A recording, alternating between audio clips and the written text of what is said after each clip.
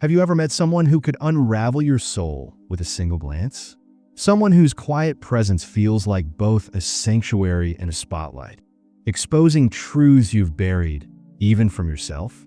Meet the INFJ, the human paradox. They're the rarest personality type, making up less than 2% of the population. Yet they leave a mark deeper than most. INFJs don't just listen to your words, they dissect your silences. They don't offer advice, they hand you a mirror, forcing you to confront the parts of yourself you've locked away. But here's the kicker. That's exactly why they scare people. In a world obsessed with filters and small talk, INFJs are raw, unfiltered truth.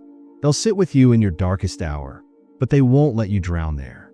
They'll challenge your excuses, see through your lies, and love you fiercely anyway. Sounds intense? That's the point. Most people can't handle it.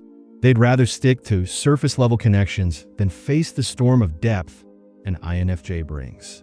But what if the problem isn't the INFJ? What if it's us? Our fear of being truly known? Strap in. By the end of this, you'll understand why INFJs aren't the problem. They're the wake-up call we've been avoiding. 1. Why are you so quiet? The INFJ's inner world versus your small talk. Small talk is kryptonite to an INFJ. While coworkers chat about weekend plans or the latest TV show, INFJs are mentally exploring topics like existential purpose or the emotional undercurrents in the room. Their silence isn't rudeness. It's a survival tactic. Forcing an INFJ to discuss trivial matters is like asking a chef to survive on fast food. It leaves them emotionally malnourished. They might humor you with a smile, but inside, they're screaming. Let's talk about something that matters. This aversion to superficiality often leads others to label INFJs as too serious or hard to read. In reality, they're just waiting for someone to unlock the vault to their rich inner world. A world filled with philosophical debates, creative ideas, and heartfelt dreams. 2. The empathy overload. Feeling your pain more than you do. INFJs don't just listen, they absorb. Their brains are wired to mirror others' emotions, a trait psychologists call emotional contagion.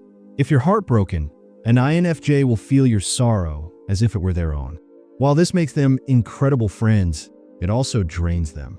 Picture carrying an emotional first aid kit for everyone you meet, but rarely having someone to heal your own wounds. Over time, this imbalance leads to burnout. The worst part? Many people mistake their empathy for weakness, not realizing INFJs often see through fake smiles and half-truths. They know when you're lying about being fine, which can make others feel uncomfortably exposed.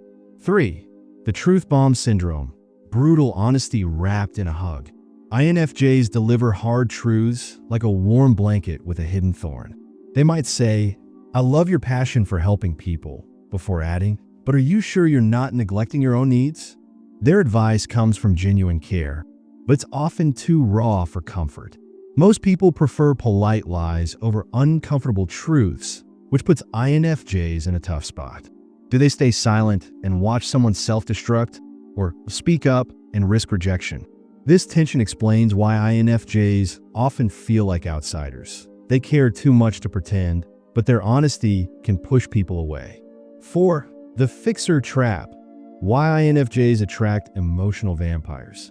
INFJs radiate nurturing energy, making them magnets for people in crisis. Broken souls instinctively gravitate toward them, seeking comfort and guidance. At first, INFJs thrive in this role. They love helping others grow. But over time, they realize some people just want attention, not solutions. Imagine spending hours counseling a friend through a breakup, only to have them repeat the same mistakes. INFJs eventually build walls to protect their energy, but not before enduring years of one-sided relationships. The cruel irony? Their kindness often invites exploitation. 5.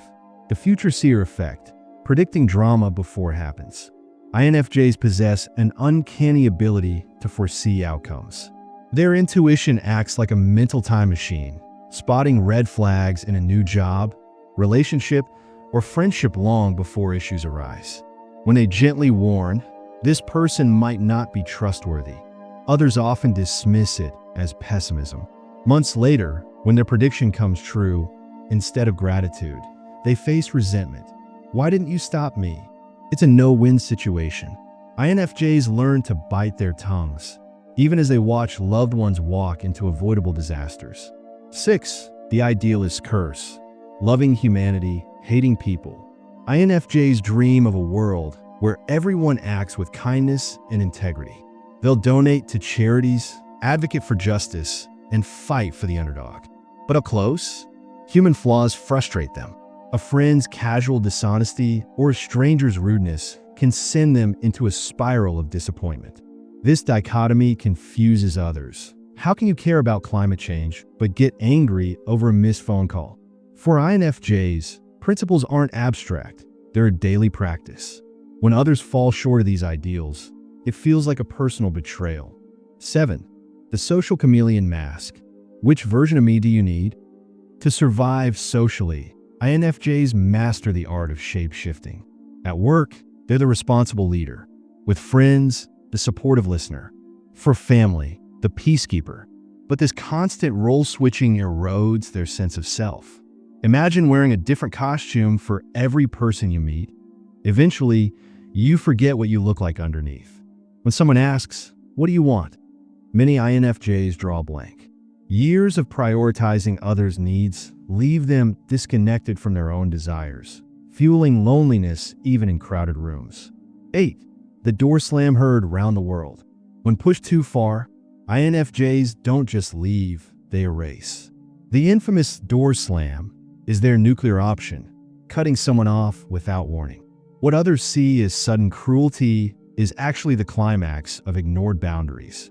INFJs will tolerate disrespect for months, hoping for change. But once their trust shatters, reconciliation becomes impossible. The person left behind is often clueless, asking, "What did I do?" Meanwhile, the INFJ has already grieved the relationship and moved on. 9.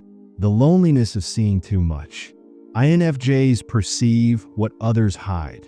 The jealousy behind a compliment, the insecurity beneath arrogance. This emotional X-ray vision isolates them. While friends bond over gossip or sports, INFJs crave conversations about life's bigger questions. What's your purpose? Or how do we heal generational trauma? Most people find this intensity exhausting, leaving INFJs torn between authenticity and acceptance. They often choose silence, retreating into a shell to avoid rejection. 10. Why INFJs terrify narcissists and why narcissists love them. Narcissists adore INFJs' compassion and loyalty at first. INFJs see the good in everyone, even toxic people. But their intuition eventually pierces the narcissist's facade. When an INFJ confronts their manipulations, narcissists panic. No one else challenges their false self-image so fearlessly. The result? A vicious cycle of love bombing, gaslighting, and rage. INFJs endure this longer than most, hoping to fix the relationship, but ultimately walk away with deep scars. 11. The secret weapon. How INFJs can thrive in a shallow world. Despite these challenges, INFJs hold extraordinary power.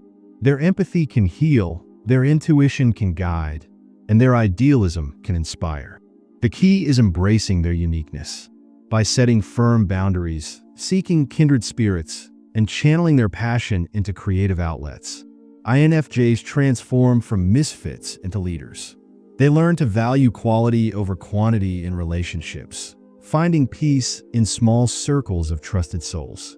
Most importantly, they discover that their sensitivity isn't a flaw. It's a superpower in a world numb to depth.